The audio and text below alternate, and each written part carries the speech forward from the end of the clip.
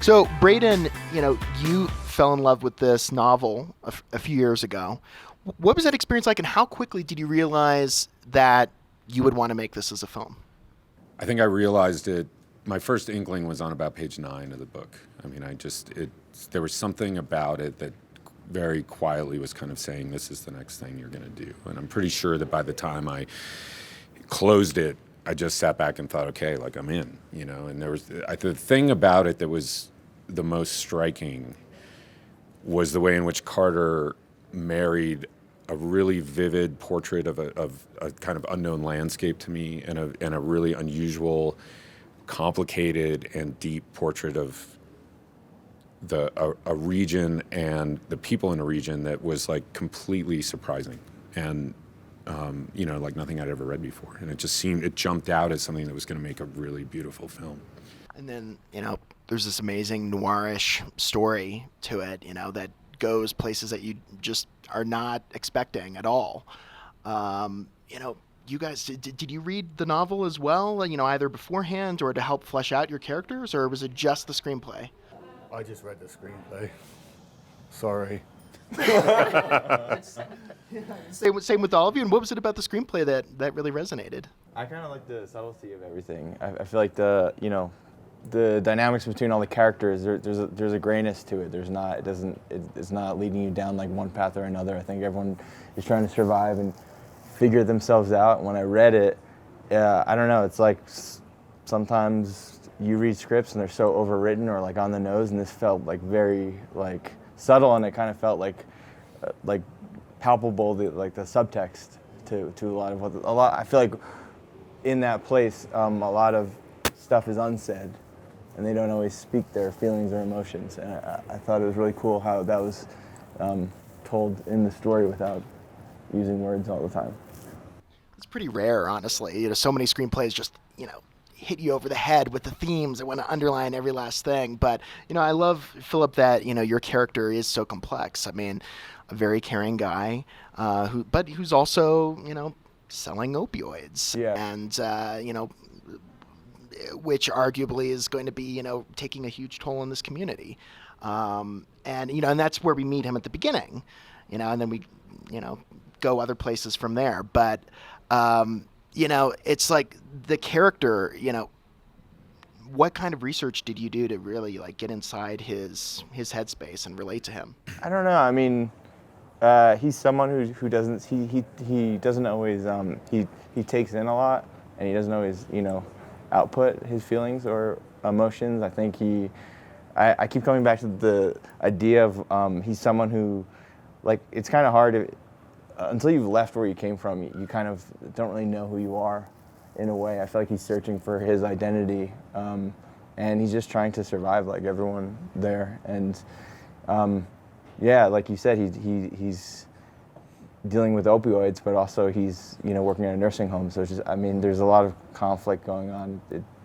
I relate in many ways. Stacy, what about your character? Such a complex relationship with Philip's character. How did you go about creating that dynamic?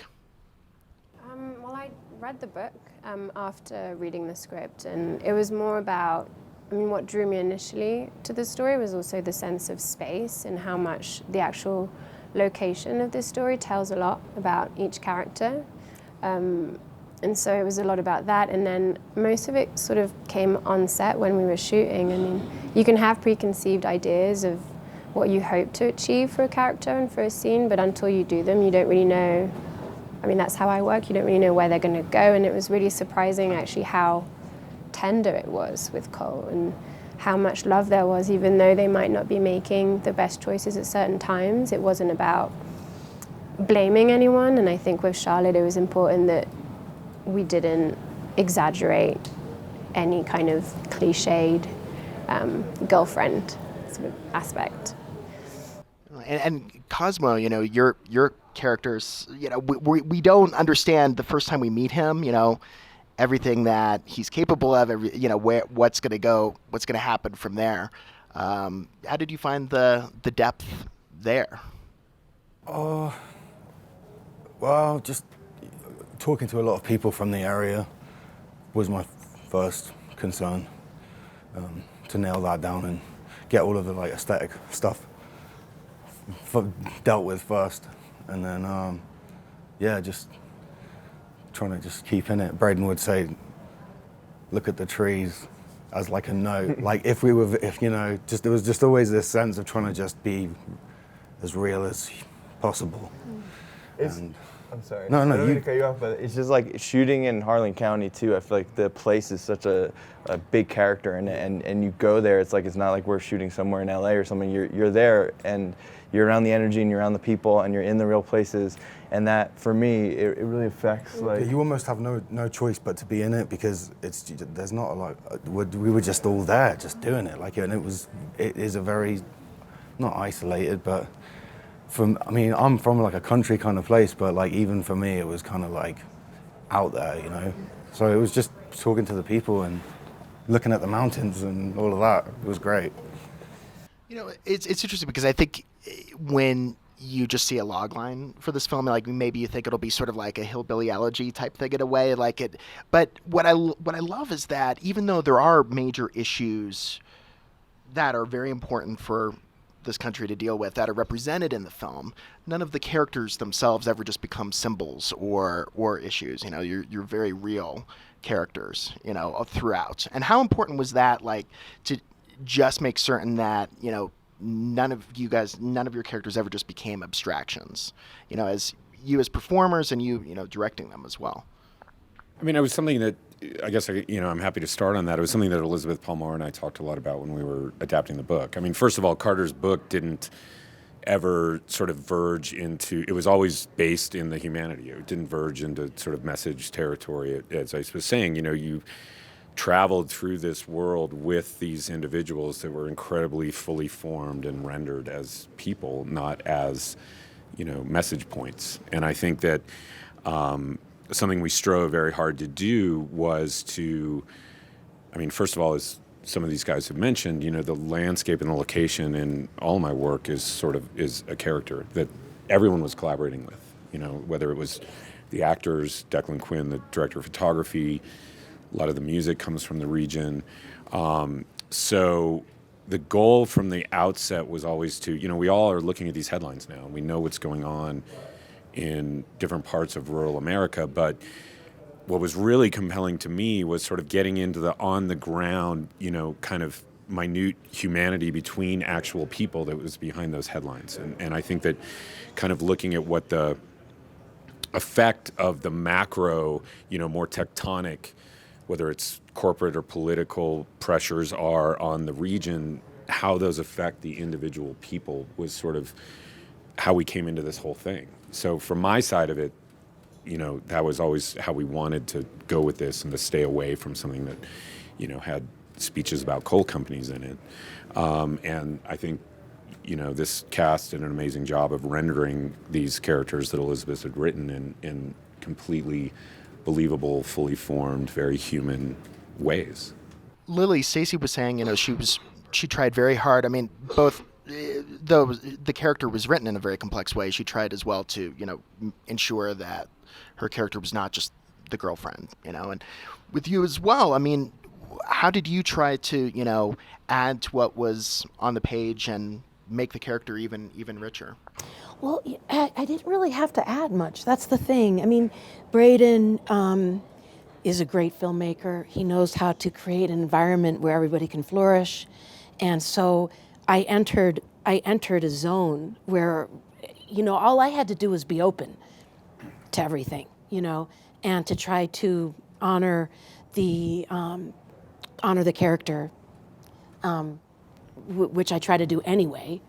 So, you know, just to tell the truth and be open, which is not easy. Those aren't easy things to do, but that was basically my task at hand. What do you hope that people take away from the film ultimately? You know, what will be their lasting impression? What's something that maybe, you know, they might learn about, you know, these challenges, this milieu that, you know, they may not have known before? I think something I started thinking about and seeing in the edit room that became very beautiful to me was that, as Phil said earlier, you know, none of these characters are all good or all bad, you know, and I think that this cast, and it did a magnificent job of rendering them that way as complex, fully formed individuals, again, none of which are symbols, but are just as flawed and beautiful as any of us. And I think what I started to see is we finally were able to kind of shape the balance and the path through the film and the story and the different strands that it weaves together, is that everybody in the movie is flawed or,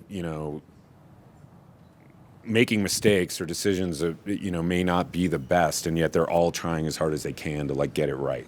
And as I sort of started stepping back from the film as we were finishing it, that became incredibly moving to me, and specifically in terms of the performances of the cast here.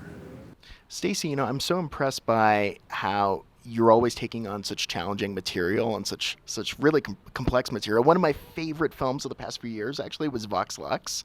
And, that is a movie that I feel like just went over a lot of people's heads. And a lot of people just didn't understand. Do you think that film was misunderstood? Not necessarily. I think it's a challenging film, but it's also a very simple one because it is what it is. And so I think the viewer gets exactly what Brady Corbet wanted to translate. But for me, when I choose to work with a director, it's because of their vision. It's because of where they want to take a story. And I think Braden does it really well as well, where he is very specific in what he wants to do as an artist, and that's what excites me. So as long as someone is committed and someone has something to say in an artistic way, then I get excited and I can follow their route.